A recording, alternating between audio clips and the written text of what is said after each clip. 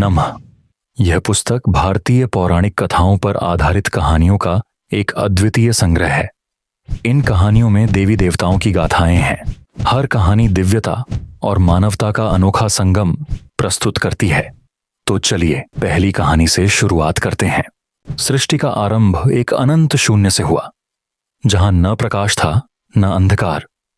यह एक ऐसी अवस्था थी जिसे हिरण्यगर्भ कहा गया, जहां ब्रह्मा ध्यान मग्न थे। उनके भीतर एक गहन जिज्ञासा और सृजन की उत्कंठा उत्पन्न हुई। ब्रह्मा ने जब सृष्टि की कल्पना की तो उनके चारों ओर दिशा और स्थान का विचार उभरा। इस विचार ने उन्हें चार दिशाओं में देखने योग्य बनाया और इस प्रकार उनके चार सिर प्रकट हुए। यह चार सिर सृष्टि की बहुआयामी संरचना का प्रतीक थे। उन्होंने पहले विचार का बीज बोया, एक ऐसी शक्ति जो सब कुछ आरंभ करती है। इसके बाद शब्द का सृजन हुआ। उनके मुख से ओम निकला, जो सृष्टि के कंपन और ब्रह्मांडीय ऊर्जा का प्रतीक बना। इस ऊर्जा ने सृष्टि की बुनियादी संरचना बनाई। पृथ्वी, जल, वायु, अग्नि और आकाश, प्रत्येक तत्व में ब्रह्मा ने अपने विचार और उद्देश्य को पिरोया।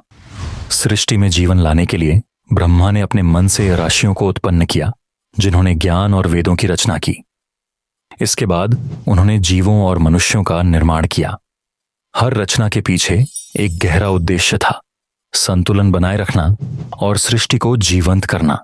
ब्रह्मा के माध्यम से यह संदेश मिलता है कि हर आरंभ में एक दिव्य योजना छिपी होती है। शिव, ब्रह्मांड के आदिदेव, अपने तांडव नृत्य से सृष्टि, विनाश और पुनर्निर्माण का चक्र चलाते हैं।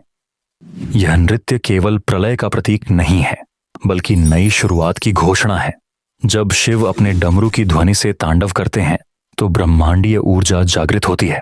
प्रलय के समय उनका नृत्य पुराने और स्थिर चीजों को तोड़ता है, ताकि नई ऊर्जा और सृजन के लिए स्थान बने। इस कथा में शिव की भूमिका केवल संहारक की नहीं है, बल्कि वे सृजन के बीज भी बोते हैं। उनके तांडव में जीवन की अस्थिरता और परिवर्तनशीलता का दर्शन है, जो हमें यह समझने में मदद करता है कि हर अंत के साथ एक नई शुरुआत होती है। पार्वती, हिमालय की पुत्री और प्रकृति की अभिव्यक्ति, शिव को अपना जीवन साथी मान चुकी थीं। लेकिन शिव, जो योगी और संसार के बंधनों से परे थे, इस प्रेम को स्वीकार करने में अनिच्छुक थे।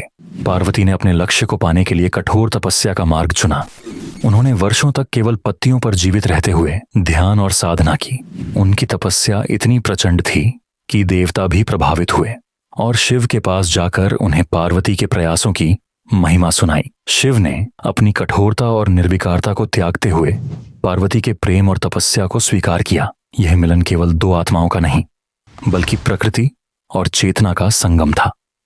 यह कहानी सिखाती है कि सच्चा प्रेम समर्पण और विश्वास से संपन्न होता है, और जब यह पूर्ण होता है तो यह पूरे ब्रह्मांड को संतुलित कर देता है।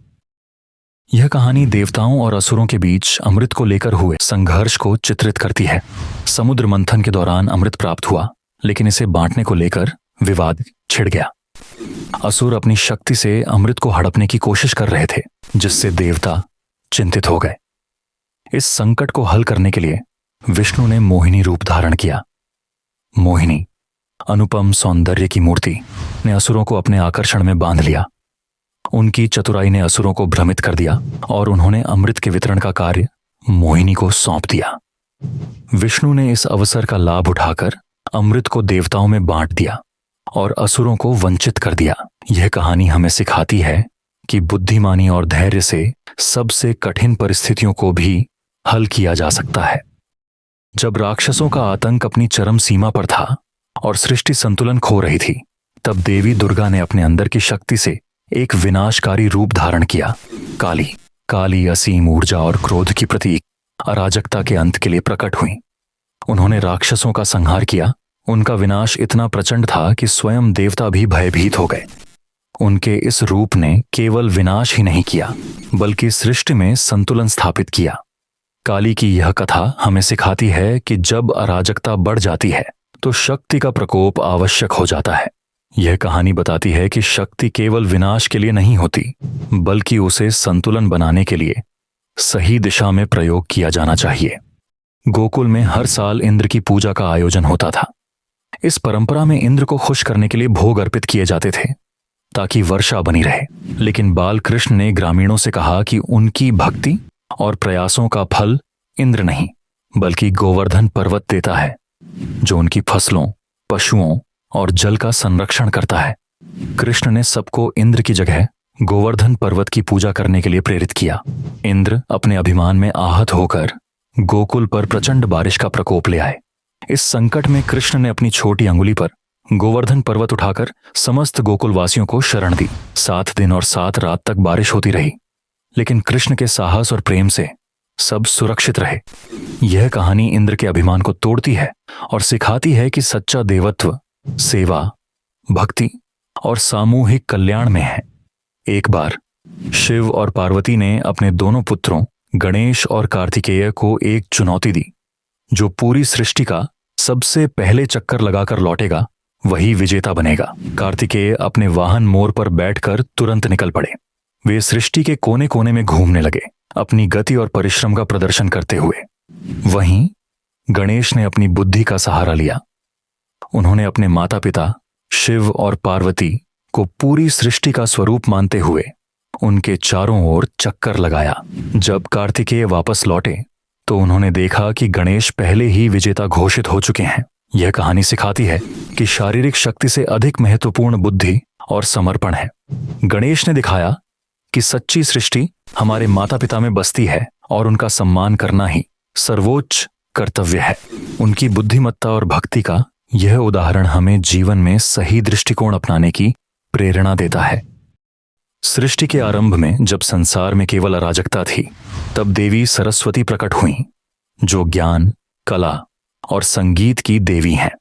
उनके हाथ में वीणा, पुस्तक, माला और जल का पात्र था, जो ज्ञान, ध्यान और सृजन के प्रतीक हैं। उन्होंने अपनी वीणा की मधुर ध्वनि से ब्रह्मांड को संतुलित किया। उनके संगीत ने हर दिशा में सौंदर्य और सामंजस्य का प्रसार किया। उनकी पुस्तकें वेदों का प्रतीक थीं, जिनसे ज्ञान का प्रकाश फैला। यह कहानी हमें सिखाती है कि ज्ञान, कला और संगीत जीवन में संतुलन और सौंदर्य लाते हैं। देवी सरस्वती का यह स्वरूप प्रेरणा देता है कि सच्चा ज्ञान न केवल व्यक्ति का मार्गदर्शन करता है, बल्कि समाज को नई दिशा और ऊर्जा भी प्रदान करता है। देवी लक्ष्मी का प्रकट होना समुद्र मंथन से हुआ, जब उन्होंने संसार में समृद्धि और सौंदर्य का आह्वान किया। उनका स्वरूप केवल भौतिक धन का प्रतीक नहीं है, बल्कि आंतरिक संतोष, शांति और सौभाग्य का भी द्योतक है।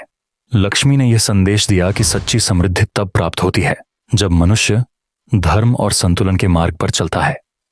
भोग की अति या लोभ लक्ष्मी को अप्रिय है। उनका आशीर्वाद उन पर बरसता है जो अपने कर्म में निष्ठा और दूसरों की सेवा में लगन रखते हैं। यह कहानी हमें यह समझने में मदद करती है कि धन केवल वस्तुओं तक सीमित नहीं है। हनुमान अपने प्रभु श्री राम के प्रति निस्वार्थ भक्ति और सेवा का आदर्श उदाहरण है। बचपन में ही अपनी अद्भुत शक्तियों का परिचय देने वाले हनुमान ने जब राम से भेंट की तो उनकी भक्ति का मार्ग निश्चित हो गया। हनुमान ने अपने बल, बुद्धि और समर्पण से असंभव कार्यों को संभव बनाया। चाहे वह सीता की खोज हो, राम सेतु का निर्माण या लंका दहन, उन्होंने हर कार्य में अपनी निस्वार्थता और प्रभु के प्रति प्रेम को व्यक्त किया। इस कथा में हनुमान की भक्ति हमें सिखाती है कि निस्वार्थ समर्पण से हर बाधा को पार किया जा सकता है। उनकी विनम्रता और अपने कर्तव्य के प्रति निष्ठा हमें प्रेरणा देती है कि सच्चा बल केवल भक्ति और विश्वास में है। अगर आपको यह वीडियो पसंद आया हो तो इसे लाइक करें, चैनल को सब्सक्राइब करें और अपने दोस्तों और परिवार के साथ जरूर शेयर करें। फिर मिलेंगे एक नई कहानी के साथ।